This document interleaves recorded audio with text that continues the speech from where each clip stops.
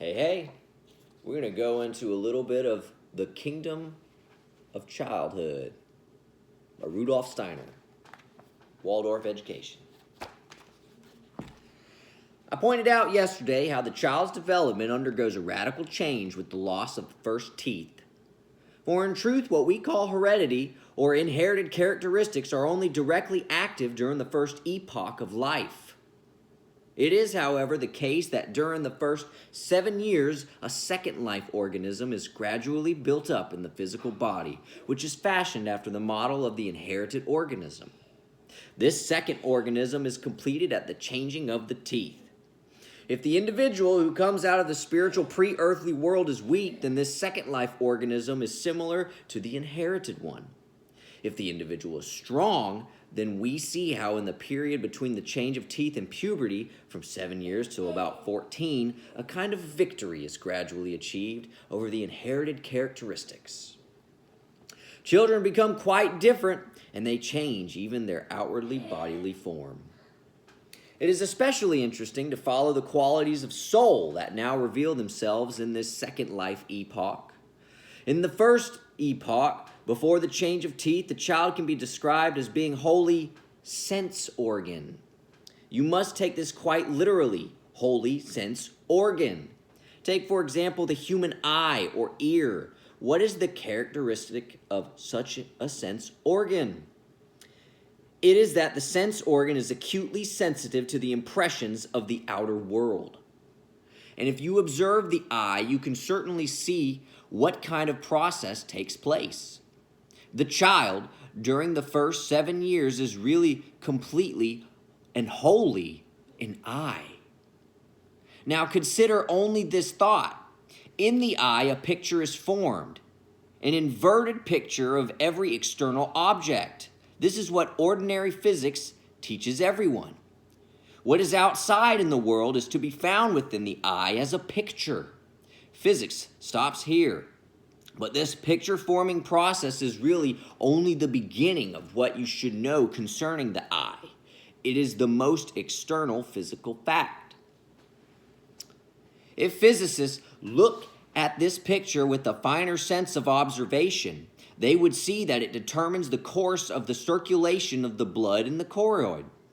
The whole choroid is conditioned in its blood circulation by the nature of this picture within the eye.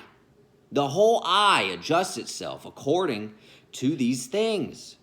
These finer processes are not taken into consideration by ordinary physics. But the child during the first 7 years is really an eye. If something takes place in the child's environment, let us say, to take an example, a fit of temper, when someone becomes furiously angry, then the whole child will have an internalized picture of this outburst of rage. The etheric body makes a picture of it. From it, something passes over into the entire circulation of the blood and the metabolic system, something that is related to this outburst of anger. This is so in the first 7 years, and the organism adjusts itself accordingly. Naturally, these are not crude happenings, they are delicate processes. But if a child grows up with an angry father or a hot-tempered teacher, then the vascular system, the blood vessels, will follow the line of the anger. The results of this implanted tendency in the early years will then remain through the whole rest of life. These are the things that matter most for young children. What you say, what you teach, does not yet make an impression, except insofar as children imitate what you say in their own speech. But it is what you are that matters. If you are good, this goodness will appear in your gestures. And if you are bad-tempered, this also will appear in your gestures. In short, everything that you do yourself passes over into the children and makes its way within them. This is the essential point. Children are wholly sense organ and react to all the impressions of the people around them. Therefore, the essential thing is not to imagine that children can learn what is good or bad, that they can learn this or that, but to know that everything that is done in their presence is transformed in their childish organisms into spirit, soul, and body. The health of children for their whole life depends on how you conduct yourself in their presence. The inclinations that children develop depends on how you behave in their presence. But all the things that you are usually advised to do with kindergarten children are quite worthless. The things that are introduced as kindergarten education are usually extraordinarily clever.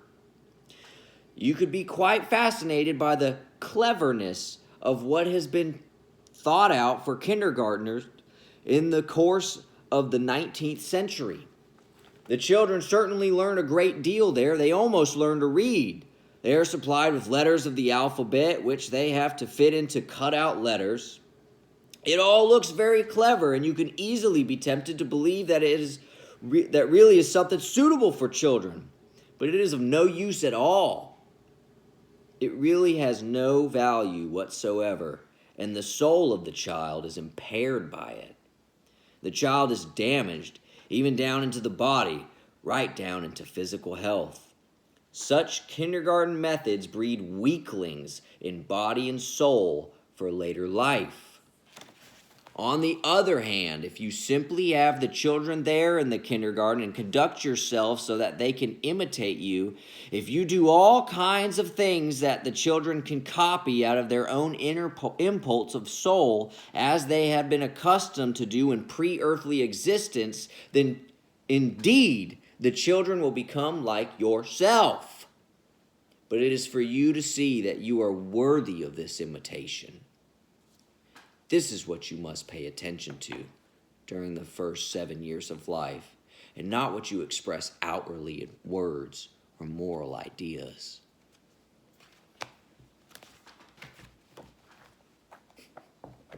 Kind of deep stuff for just some children's education literature.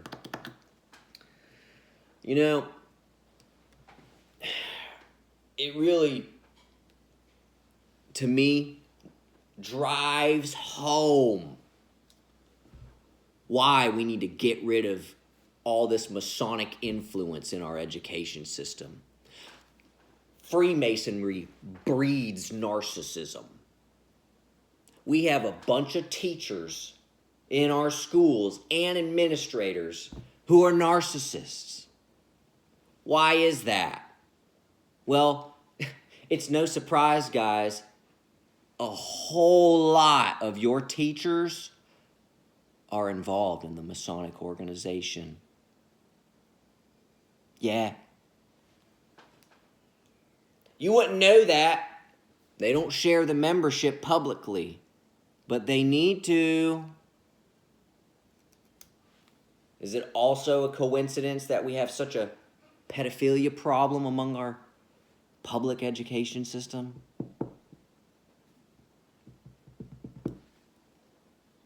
This is why it's so important to actually just have good, genuine people, and not people who can just pretend to do good.